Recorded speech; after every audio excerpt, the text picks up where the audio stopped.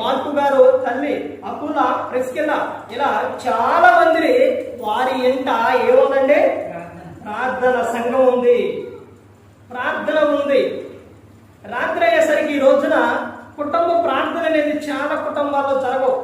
అలా జరగనప్పుడు కుటుంబంలో శాంతి ఎలా ఉంటుంది, సమాధానం ఎలా ఉంటుంది, సంతోషం ఎలా ఉంటుంది?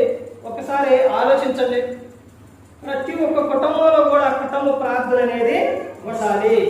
యెహోషువ గారు ఏమని చెప్తారండి? నేను నా ఇంటి వారును యెహోవాను సేవించదు అని చెప్పా. ఇంటి వారితో సహా కొర్నేలి గారు ఇలా చాలా మంది కుటుంబాలు వారి కుటుంబ ప్రార్థన పెట్టుకున్నారు. ఎందుకనంటే అపవాదికి ఏ విషయంలో చోటు అనేది ఇవ్వకోకుండా ఉండాలి అని ప్రతి ఒక్కరు కూడా కోరుకున్నారు. అదే విధంగా క్రైస్తవులు కూడా అదే విధంగా ఉండాలి. రాత్రి అయ్యేసరికి నీ గృహంలో నుంచి ఏం వినపడాలంటే ప్రార్థన వినపడాలి. ప్రార్థన శక్తి చాలా ప్రాముఖ్యమైనది. చివరిగా చూస్తే 1 దశలోనికలకు 5వ అధ్యాయం 15వ వచనంలో చూస్తే ప్రార్థన ఏ సమయాల్లో చేయాలో చివరిగా అక్కడ చెబుతున్నారు. ఎల్లప్పుడూ ప్రార్థన చేయాలి. ఎప్పుడు చేయాలండి? ఎల్లప్పుడూ ప్రార్థన చేయాలి. ఎల్లప్పుడూ ప్రార్థన చేయాలండి.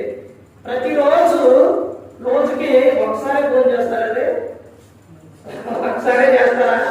ఒకసారి చేయరు, 3 సార్లు చేస్తారు.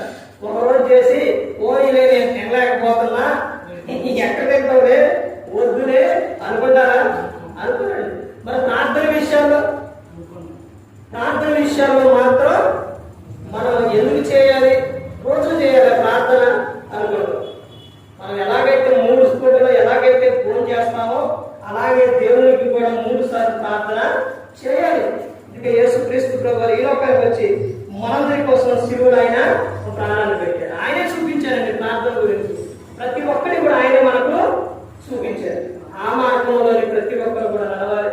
ప్రతి ఒక్కరు కూడా దేవుని భయభక్తులు కలిగి పరిశుద్ధాత్మ మాట వింటూ హృదయ శుద్ధిని కాపాడుకుంటూ క్రీస్తు పోలే నడుస్తున్నప్పుడు ఈ లోకం వచ్చిన పరలోకానికి చేరుకుంటారు.